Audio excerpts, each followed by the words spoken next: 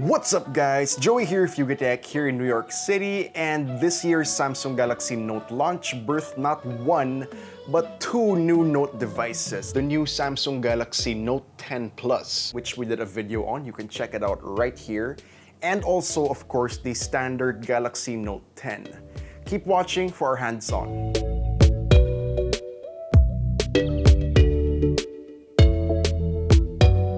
Device in hand, it's incredibly light, especially for a Note device. And as other phone manufacturers are sprinting through the notch-free race, Samsung is taking it slow and steady as the punch-hole camera from the S10 series makes a return, only this time the Note 10 has it smack in the middle of the top portion of the display. And about that display, as expected from Samsung, it's gorgeous. It's a 6.3-inch dynamic AMOLED panel with a resolution of 2280 by 1080. And say what you will about the center placement of the punch-hole camera. With prolonged use, your brain just starts to ignore it. You get used to it.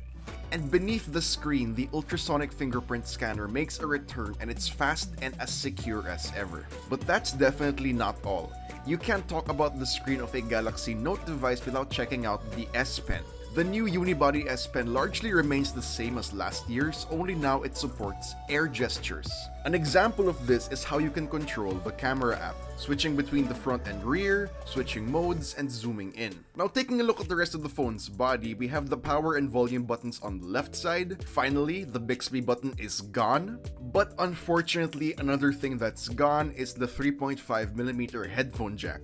At the bottom, as usual, we have the S Pen slot, loudspeaker, and Type-C port. And the SIM tray up top, but unfortunately, the standard Note 10 doesn't have a microSD card slot like the Note 10 Plus. For hardware, this guy is rocking a Snapdragon 855 chipset if you're in the US, but for us in Asia, Europe, and elsewhere, we get the Exynos 9825, also 8GB of RAM and 256GB of internal storage. For power, we have a 3500 mAh battery and also fast wireless charging, and wireless power share makes a comeback as well. For software, it's still One UI on top of Android 9 Pie. We've covered One UI quite a lot already on this channel, so I'm not gonna get into the features now, but it still does definitely remain one of my favorite Android skins thus far. But before we wrap this up, let's take a look at those cameras.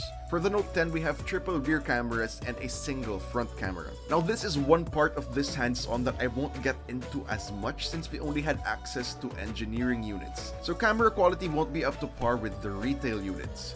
But in any case, here are some sample photos.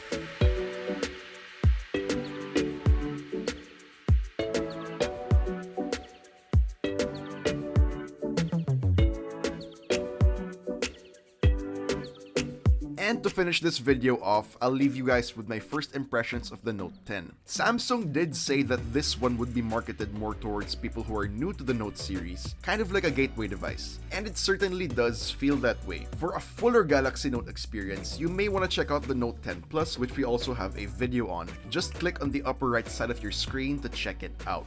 For pricing in the Philippines, please check the description down below. So that wraps up this hands-on of the standard Galaxy Note 10.